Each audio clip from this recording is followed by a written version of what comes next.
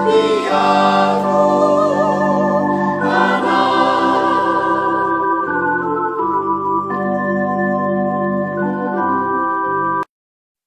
miaraba antsika tsirairay avy indray tratra ity zoma fafito ny volana aprily ity indray, ary misaotra an'Andriamanitra isika satria tonga amin'izao farany herinandro izao indray.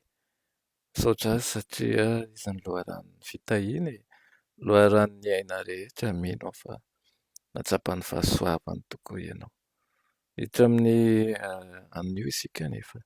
Mialohan'ny hidirantsika ny amin'ny Mofon'Aina anio dia iray vavaka isika.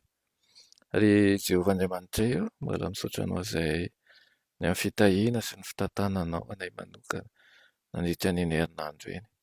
Tsapanay fa teo mandrakariva ianao, ka tianay ny hisaotra anao manokana amin'ity maraina ity. Fantatray ankehitriny efa tsy mandeha irery izay fa miaraka aminao.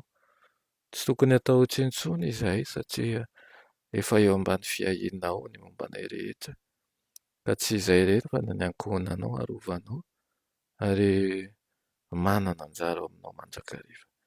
Misaotra anao ny amin'izany, ary tianay mandrakariva moa ny azo hery aminao kometezenao iaraka aminay eto. Anaran'i Jesosy, amen. Eo tenin'ny Mofon'Aina antsika androany dia manao hoe loharanon'ny fitahiana, loharanon'ny fitahiana. Ilaina amin'ny Jaona toko faha-efatra andininy faha-efatra ambin'ny folo manao hoe fa na iza no misotro ny rano izay nomeko azy dia tsy hangetaheta mandrakizay. Amen.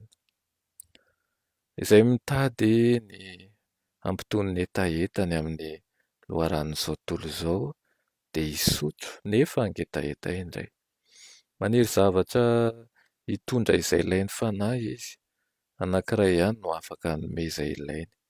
Ny ilain'izao tontolo izao, ny ilain'ny firenena rehetra dia Kristy. Ny fahasoavan'Andriamanitra izay izy irery ihany no afaka mizara an'izany. Dia toy ny rano velona manadio, manavao sy mampatanjaka ny fanahy. Tsy nilaza akory Jesosy fa ranon'aina indray migoka dia ho ampy ho an'izay mandray an'izany. Izay manandrana ny fitiavan'i Kristy dia haniry bebe kokoa hatrany ary tsy hitady zavatra hafa intsony izy. Tsy manintona azy ny harena, tsy manintona azy ny voninahitra sy ny fahafinaretan'izao tontolo izao, ary ilay mampiseho amin'ny fanahy izay ilaina dia miandry mba hahafa-po ny hanohanana sy ny hetahetany. Ho maina ny fantsakana, ho ritra ny kamory, fa loharano tsy mety lany kosa ny mpanavotra antsika. Azontsika atao ny misotro hatrany nefa mbola hita tahiry vaovao hatrany. Izay itoeran'i Kristy dia manana loharanom-pitahiana ao anatiny. Ianao izao izany, raha itoeran'i Kristy dia loharanom-pitahiana ao anatinao, loharano miboiboika ao anatiny, ho fiainana mandrakizay hozy izy. Raha ny teniny momba ny rano velona Jesosy dia gaga raha vehivavy mibanjina azy tsara. Nanaitra ny masony izy ka namaofy ny fanerena azo an'izany fanomezana lazainy izany. Azony fa tsy ny ranon'ny fatsakan'i Jakoby io lazainy io. Raha niresaka tamin'i Jesosy raha vehivavy dia latsaka taompony ny teniny. Rehefa nivelatra teo anatrehany fiainany teo aloha dia tsaroany ny zavatra tena nilainy. Tsapany ny hetahetan'ny fanahiny izay tsy nahazahoany fahafa-po na oviana na oviana teo amin'ny ranon'ny fatsakan'ny Sikara. Tsy mbola nisy hatramin'izay ny zavatra nihatra taminy izay namoaka fo faniriana ambony toy izao.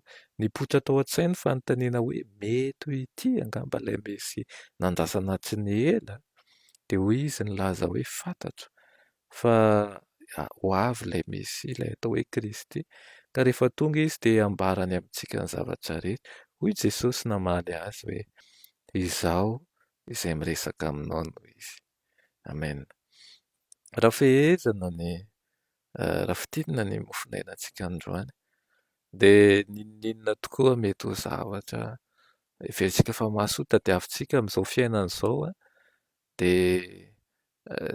dia hangetaheta mandrakariva itsika, tsy ho afaka hetaheta. Tsy tsapanao ve fa hatramin'ny miliardera ny olona efa manana ny zavatra rehetra eto andeha tany ity, mangetaheta mandrakariva ny harena, mangetaheta mandrakariva zavatra hafa, mangetaheta fahasalamana mandrakariva ny tsy salama, fa mangetaheta mandrakariva faniriana amin'ny zavatra hafa ihany koa. Dia tsy misy anefa ahitana fitoniana ary koa loharanon'aina raha tsy ao amin'ny Kristy irery ihany. Ary rehefa manandrana an'izany fahasoavan'i Kristy izany dia tsy indray mandeha dia vita, fa dia manam-paniriana ny hanandrana sy hisotro ny mahakasikazy ny fahasoavana, indray ny fahasoavana mandrakariva. Ary izay indrindra no idirantsika ny fahasoavana sy ny fitahiana, ny filaminana, ny fitomiany rehetra, ny fankahirezana sy ny fahaiza-manao rehetra ao aminy. Ary izay mandray ny loharanon'aina, mandray ny Kristy ao anatiny, dia izy mihitsy ihany koa no lasa loharanon'aina, loharanom-pitahiana ho an'ny hafa. Ary izany no irariako ho anao amin'ity maraina ity, izay efa nandrain'i Kristy ho loharanom-pitahiana ho ao amin'ny tokantranonao anie ianao, ho loharanom-pitahiana ho an'ny fianakavianao anie ianao, ho loharanom-pitahiana ho an'ny toeram-piasanao anie ianao, ho loharam-pitahiana ho an'ny firenena izay misy anao anie ianao. Hanaova ny marina ary Jeso Kristy fa izy mahay ny zavatra rehetra, ahatonga anao ho kintana, ho jiro manazava ny maizina ary ho kintana mamirapiratra eny amin'ny lanitra. Amen. Raha inay tsara indrindra misotro anao indray manome anay an'izany fiambenana maraina, ilay Mofon'Aina ho anay izany. Aoka izany ho famelombelomana ny ainay tokoa. Ampio izahay azoto mba hikokany aminao isan'andro, mba ho loharanom-pitahiana ho an'ny hafa izahay, satria ianao efa ao anatinay. Ho loharanon'ny fankahirezana ho an'ny hafa, ho loharanon'ny fanantenana ho an'ny hafa, ho loharan'nym-pifaliana ho an'ny hafa ihany koa. Sanatria anie ho loharan'nkatezerana ho an'ny hafa na ho fahakiviana ho an'ny hafa.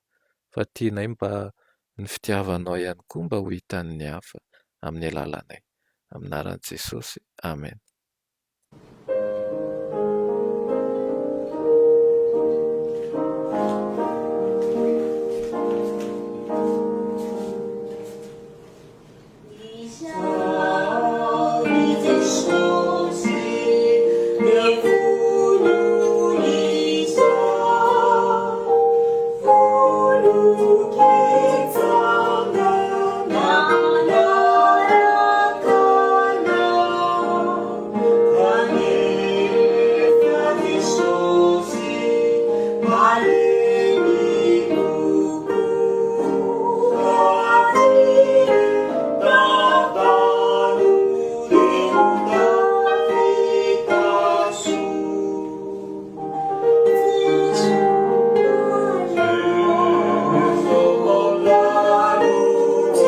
See